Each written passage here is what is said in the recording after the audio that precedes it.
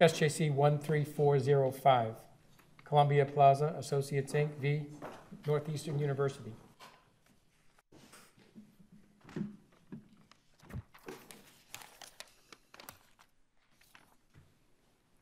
Good morning, Chief Justice Bud and Associate Justice of Supreme Judicial Court.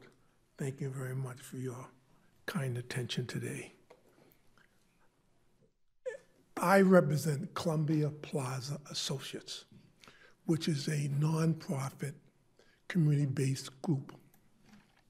Initially, I'm going to talk about a little background as to why we are here today. I think everybody's interested in the anti-SLAPP portion of the argument, so Okay. just because I know it's going to... If I may, Your Honor, because there are other issues that I think I will address the SLAPP issue as my last argument, but prior to that, I would like to address the statute under which linkage created Parcel 18. And if I can say very briefly, we are talking about Roxbury, Massachusetts. It has a population which is 90% black. It has the poorest rate of people of color and it's 50% higher than the whites. Roxbury per capita is less than half of the city average, and the 1/3 of people are living in color. And I say that to say that Parcel 18 was intended to be this engine that was going to revitalize the Roxbury community. That's what Parcel 18 was all about. And so what happened? What we have here is a parcel-to-parcel linkage, which is appendix. And what this was a situation where in the 80s, there was a decision made by the mayor of Boston, Mayor Flynn, and Governor Dukakis, that this construction boom in downtown Boston, it never affected the poorest part of Boston. So what are we going to do? We're going to talk about and enact this parcel-to-parcel linkage program. And what that meant is that anyone who developed a piece of property in downtown had to develop a less desirable piece of property in Roxbury. So what happened? There were 5 parcels. There were old parking lots that city of Boston owned. They disposed of all 4. One remaining, Kingston, Bedford, was the only parcel left. And Governor Dukakis and Mayor Flynn said, we've got to do something about this. We're going to have a linkage program. It's going to be the first in the country, the first in Boston, that we're going to have to deal with this unequal disparity between white and black in Boston. That was the linkage program. So what happened? They established a challenge track. And what that meant is that back in the 80s, we're going to put this on fast track to determine what are the needs of the minority community. And what are we going to do? We're going to talk about housing, employment, jobs for minority people, minority contractors, health care, child care, to improve the people of Roxbury. So my client, Columbia Plaza Associates, is successor to Metropolitan Structures. And Met Structures had the developmental rights of Parcel 18. I went with Ken Guskett to Chicago in the late 80s, and we negotiated a purchase of Met Structures developmental rights in Parcel 18. I think the background's very helpful, but it would be, we have a limited amount of time. I'd like you to go through your counts for a second and explain to me as best you can, because I've got count one is claim for the breach of the 1990 agreement. Count two is the breach of the 2007. Count three is breach of the implied covenant. Count 7 and 8 are Chapter 93A. Can you, it would be very helpful to us, because this case is before us, because we're very interested in trying to improve our anti-SLAPP jurisprudence. Yes. And your case is important to us because it elucidates prong one of anti-SLAPP. So talk me through your different counts and why they're based on petitioning activity, because that's actually the most important thing to us. Your briefs cover the other things very well, but that's a focal point for this court today. Well, when we deal with count one, I think it's very important, if I may most respectfully, to talk about parcel to parcel linking, because that's the basis of our count one. Case is and what happened, as you know, there was a prior litigation between Columbia Plaza and Northeastern. And unfortunately, most respectfully, Justice Connolly did not read the Although attachments. Justice Connolly decides in your favor a number of the counts on anti-SLAPP grounds, doesn't she? So you don't want to dump Justice Connolly so quickly. Well, if I may, Your Honor, under judicial estoppel, which has an equity component, what happened? There were findings of fact made by Judge Sanders that applied to this position. And what happened? What Judge Sanders found that, number one, and the Northeastern knew about it, that it came before her, and I'm reading from her findings of fact and rulings of law, October 16, 1916, for jury waived trial on the sole remaining count of the verified complaint, count 7, alleging violation of Chapter 93A. We had filed a breach of contract action because in the prior litigation, Northeastern's claim, they were successful, that in return for the developmental rights on parcel 1A, CPA agreed to take parcel 3A out of the institutional master plan, and in return would be a developer with my client for parcel 1A, which at that time was a hotel. What happened, what Northeastern did, they petitioned the BRA, we should say the Boston Plan Development Agency, and they said that my client had no whatsoever rights in parcel 18. To quote from Judge Sanders, at no time did Northeastern suggest that it would not participate with CPA in development of a hotel. Indeed, it was quite the opposite. Mr. Holmes, am I wrong that Judge Sanders, your position is Judge Sanders' opinion reflected parcels 18.3A and 18.3B did not impact the one at issue here, 18.1A? Exactly. That, what was before her was a 93A count. That was it. There was no, it was not litigated as to parcel 18.3A. So 1A, right? 1A. It was not part of it at all. And she clearly states, at no time did Northeastern suggest that it would not participate in the development of a hotel, which was quite the opposite, she says. Then she goes on to say, in January 11, 2007, the BRA formally approved the amended and restated development plan, so it's a construction of a hotel on parcel 1A. That plan made it clear that Northeastern would construct that building on the parcel in partnership with CPA, expressly identified as in the doc as a developer. That's what she found. Yet Northeastern petitioned the Boston Plan Development Agency saying that CPA had no rights in parcel 18.1A. Based on the Sanders decision. Exactly. No. Yeah. She said the opposite. And I submit to the court, most respectfully.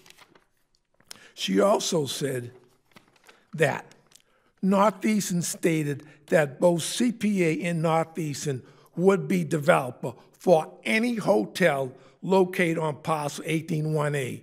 This was a true statement. Northeastern agrees even today that CPA has no rights in connection with development of parcel and does not seek an order that would extinguish them. She said we had rights. They petitioned the Boston Planning and said that we don't have rights. That is the basis of our contract action in count 1, breach of contract. And I submit to the court most respectfully that under the doctrine of judicial estoppel, which has equitable concepts to it, that's res judicata for Northeastern. They cannot say that we do not have any development rights on parcel 181A. It's not true. So But I don't understand that argument. I thought your position was that the prior case was about a different parcel, 3A and B. Exactly. How could it be binding as to 1A? Because in her findings, she said that we had rights on parcel 181A. Even though that was not the Exactly. Because Northeastern argued at trial that in exchange for CPAs giving up her rights in 183A, they would transfer them to 181A. So therefore, Northeastern is precluded at this point, and I will submit to the court, it's res judicata, that issue has been resolved by the court. And under the doctrine of equitable estoppel, they can no longer say that. So our argument that as far as Justice Kavanaugh's question about count 1, it's for breach of contract, the position of CPA, that clearly was sham petitioning because number 1, we do have rights on parcel 181A. They petitioned the Boston Planning Development Agency saying we had no rights on parcel 181A. So I submit to the court, that's why it was clearly sham petitioning in response to your question. Also, Your Honor, in addition to that, as a result of the litigation with Judge Saunders, Northeastern was able to take parcel 3A, strike that, 183A and B, out of the institutional plan and agree that they would do a hotel on parcel 1A. So our second count for breach of contract has to deal with, number 1, there was an initial second amended sale and construction agreement that was executed on June 30th, 1990. Now, what Northeastern wants to argue that this revoked the original sale construction agreement. That's true in part. If Northeastern did not build the garage with CPA development rights, the initial agreement would be in force, full force and effect. But more importantly, in the second amended and statement sale construction agreement, what it says is that, I may just have one moment, Your Honor.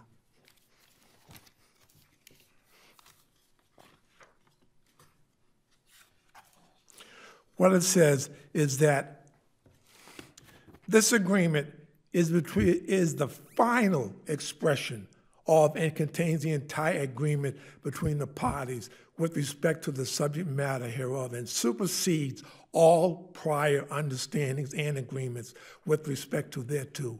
Nothing in this agreement, however, shall affect the independent validity of the PAD cooperation agreement. That's a plan area development agreement, which agreement shall survive as separate and binding obligation on the parties thereto.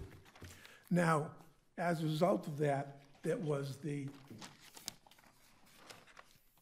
second agreement, which is dated January 1st, 2007. This is the Boston Redevelopment Authority amended and restated development plan for planned area development, Area 34. And what does it say? It says, Northeastern University, in partnership with Columbia Plaza Associates, its successors and assigned developer, intends to proceed with construction on parcel 1A, currently anticipated for use as a hotel. And then it says, the second page, developer. Counsel, all of that I think is in the record, right? Yes. Yeah, so I guess just to give you one last opportunity, do you have anything that you would want to educate the court on as to prong one of the anti-SLAPP statute, whether or not when you have a mixed account that alleges mixed petitioning and non-petitioning activity, whether or not that would meet prong one of the anti-SLAPP statute? Well, I say my position would be that in this case, since CPA clearly demonstrated that it was fraud petitioning on the part of Northeastern, we had a very So you're relying on the second prong? Yes. Okay. Yes. All right, Yes. thank you. But important, it's also, Your Honor, it's very important at this point to talk about our other arguments in this case, which have to deal with parcel 18.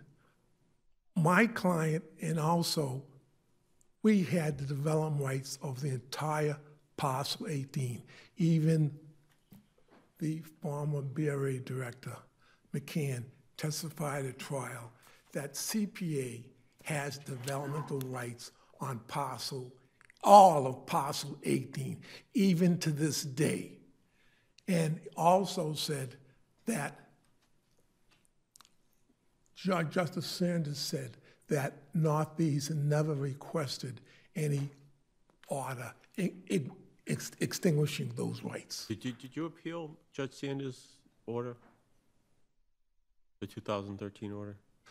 Yes, that one appealed. There was a rescript opinion in the appeals court, and had nothing to do with parcel 18 1A. Right, but you're arguing right now that she got it wrong as to 3A and 3B because you have all of parcel 18 was supposed to be developed. Right? Exactly, exactly. And our two breach of contract actions are based upon the sale construction agreement, which survives. We also have the agreement of the Boston Planning Development Agency that we are the developer for parcel 18, which right now is contemplating as a hotel. Okay. And if I may, most respectfully, Your Honor, could I just have one more minute?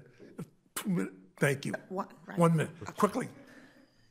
The whole purpose of linkage was to provide opportunities for the black community. What happened? Northeastern, One International Place, over $300 million.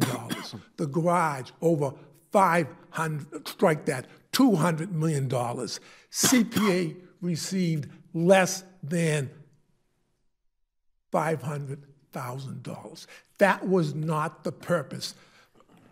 The phase that Northeastern now wants to do, that they petitioned for a 26-story high-rise apartment that's going to cater to upper-end students. More money is going to be in excess of $300 million.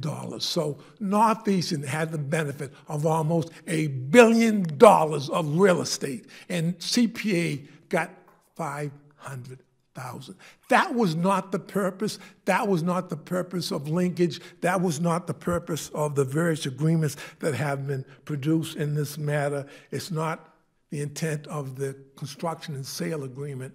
And, Your Honor, in the final agreement, I think most respectfully, Justice Connolly did not address or read all of the submissions, that she was given. Okay. Because clearly it was sham petitioning, and it had no apply to what my client did. Okay. Thank you very much. Thank you so much.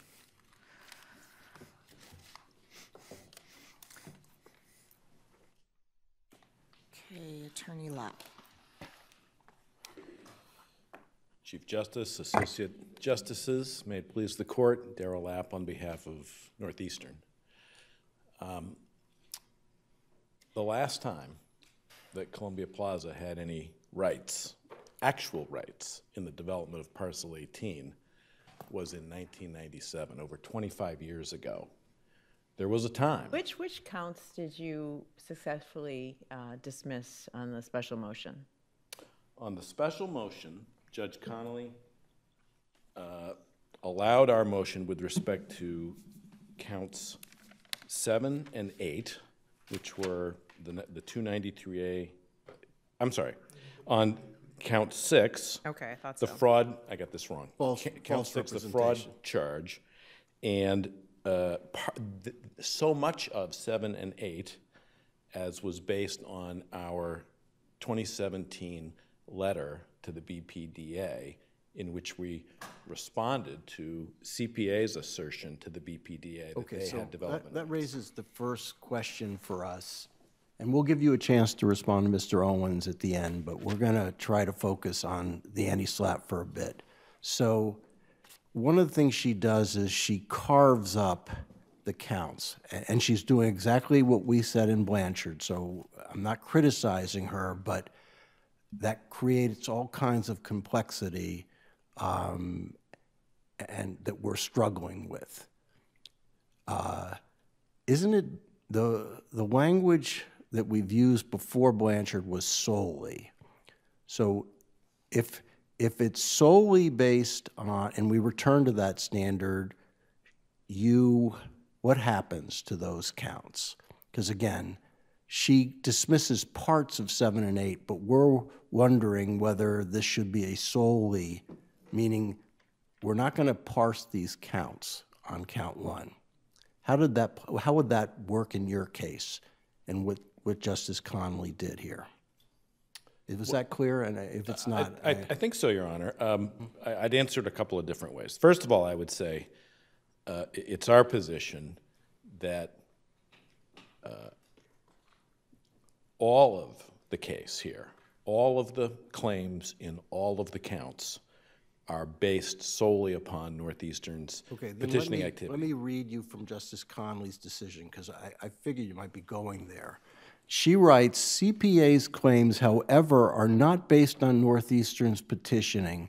They are based on Northeastern seeking to develop Parcel 18-1A without CPA, thereby denying CPA its alleged right to participate in the development of Parcel 18-1A or reasonable compensation, simply because CPA learned about Northeast conduct that led to the filing of CPA's complaint does not mean that CPA's claims against Northeastern are based solely on Northeastern's petitioning activities. And she uses that to dismiss, to say the special motion to dismiss is denied as to 1, 2, 3, 4, 5, and 9, and 10. So why is that wrong? It's wrong because in this case, all of the claims, not just the 2 breach of contract claims, but all of the counts and all of the claims within the counts are based upon 2 things.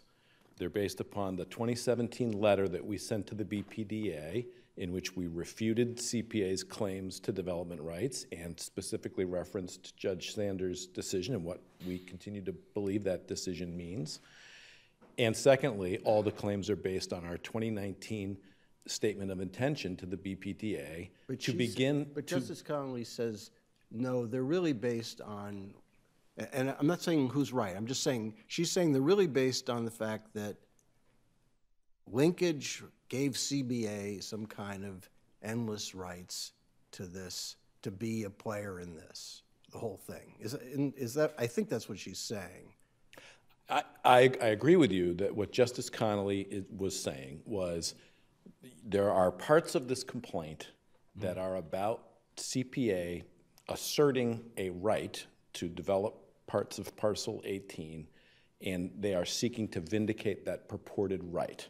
And she found, I disagree with this, but she found a way to distinguish that from other aspects of the complaint that were, in her view, solely based on my client's petitioning activity. Are you appealing any part of the motion to dismiss that was denied? We did not cross appeal. You did not, okay. We did not. All right, so sticking to the parts that are actually before us on appeal, which are the allowance of the special motion to dismiss in part on counts 7 and 8.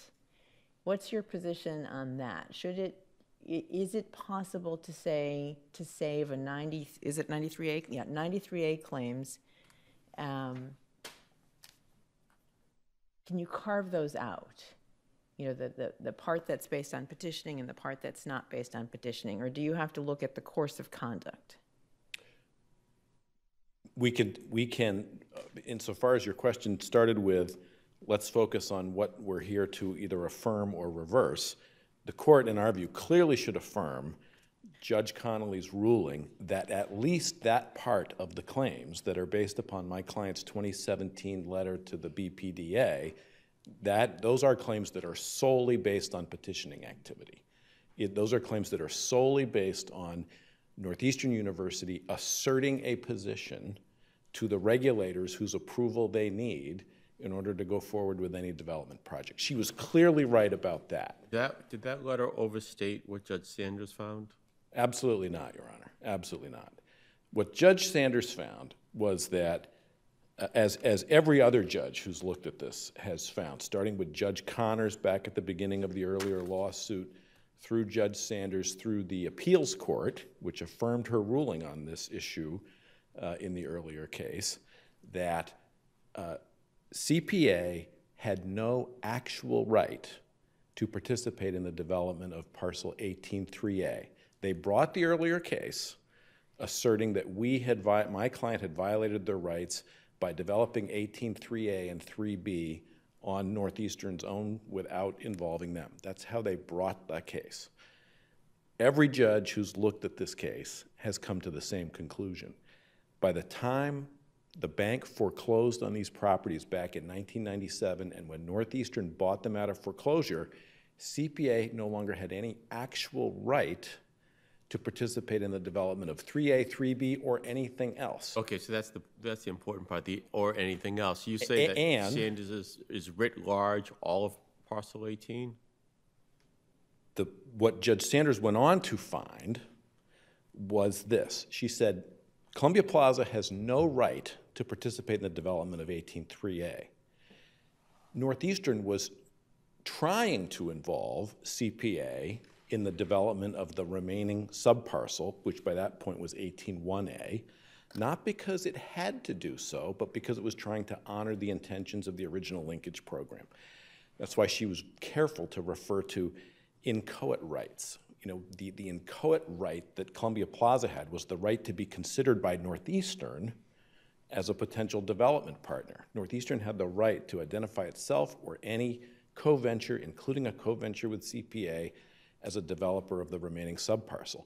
And what Judge Sanders went on to find was this. She said, insofar as CPA had any inchoate right that continues in relation to developing a hotel, it forfeited those rights by failing to engage with Northeastern at every invitation, all of which happened after the 2007 development plan. At 2007, so 2007 is the moment where Northeastern says, we no longer want to try to develop a hotel on 3A. We want to put a dormitory on 3A and 3B.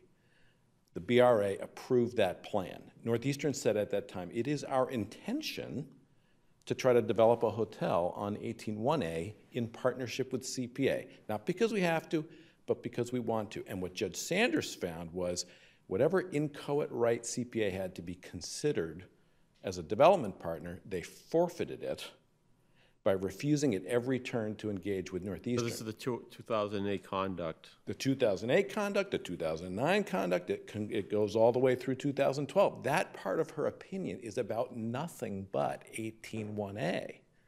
And so when my client went to, in response to Columbia Plaza's petitioning, my client exercised its rights of petitioning and went to the BPA and said, no, they're not correct. They don't have a right to participate in the development of 181A. They're wrong for all sorts of reasons, including but not limited to the meaning of Judge Sanders' ruling in the earlier case. After you won the motion to dismiss in part on 7 and 8, count 7 and 8, the 93, what was left? Nothing was left because Judge Connolly entered we moved to dismiss the entire case on anti-SLAPP grounds, Yes, or in the but you lost.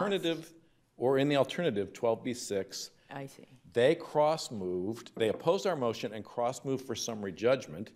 We said, no, they don't get summary judgment, we get summary judgment. And so what Judge Connolly did was she entered one ruling which had 3 pieces. We got some dismissed on anti-SLAPP grounds, we got other counts dismissed on Rule 12b-6 grounds, and whatever was left we got rid of on summary judgment. So the whole case was disposed of in that moment. Thank you, Nothing that's was really left. helpful. And it was done in a count-by-count way, right? I know you've... Even more specific, it was done claim by claim within counts. Right. So, and if we're revisiting that structure, but it worked here, right? So maybe... Yes, no so- part of the case survived, right. And again, but like, one of the issues from the prior case, and you're not arguing the prior case, but had to do with if a bunch of the petitioning activity is without any merit, do you dismiss the whole, the whole ball of wax? You have views on that, or? My view is that... Because you have no axe to grind here because you won on the individual ones. Right. What is your understanding of anti-SLAPP law on that issue? My own view would be that it is open to the court at the motion stage to review the complaint claim by claim, count by count, claim by claim, and if there are any claims that are based on petitioning activity, then the moving party has met their stage 1 burden. And I think to me it's always been significant to note that the statute uses that word claim. Right. And so it suggests that a claim by claim focus is appropriate. And if this is not that case, But what are you reading into? What is your difference between a claim and a count? I just think it's interesting to me that the legislature didn't use the word cause of action, all right, which might be a count. They chose the smallest piece. You could have a claim in multiple counts. Yeah. Breach of contract could be violated 2 different ways. So however you plead it, but it's the claim. Well, that's one way it could be a claim. They could claim, well, they do actually. Like in this case, they claim that we breached a contract with them in relation to the 1999 agreement by doing several different things. Same with 93A, and Judge Connolly parsed it sort of issue by issue, claim by claim. I think the answer to the question. Count or claim? Oh, I see. So you're saying a claim is a factual allegation, whereas a count might be the legal remedy. The 93A count Yes. included claims based on our 2017 petitioning and claims based on our 2019 petitioning, and Judge Connolly split it up. I think it's not this case. Mm-hmm. There is a case in which some of the claims could be barred by the anti-SLAPP statute, and some would not be. Well, Blanchard would be one, right? The Globe claims were potentially barred, whereas the internal email was not. That would be a good example. And so we've seen that. But what about the claims, or I should stop using that word, what about the allegations where there's a continuing course of conduct, some of which is petitioning and some of which is not petitioning? I don't know if you have a view on that, like the Reichenbach case that the appeals court addressed, or the Haverhill case, where there was a bunch of conduct, some of which is petitioning and some of which is not petitioning, that were needed to establish the legal count that formed the basis of the plaintiff's allegations. Right. We didn't take a position on that issue because we didn't need to for purposes of this case. It seems to me that if there is a way to parse out. If there's a way to parse out, then we have Blanchard 1. Right. If there's not a way to parse out, the question is, what do we do? And the answer is, I guess it doesn't relate to your case. The answer is it doesn't relate to my case. I think Okay. that, I mean, one thing we certainly see is the very strong legislative intent that petitioning activity be protected. And if it were difficult to parse, I think there's an argument to be made that the whole thing gets dismissed under the anti-SLAPP statute.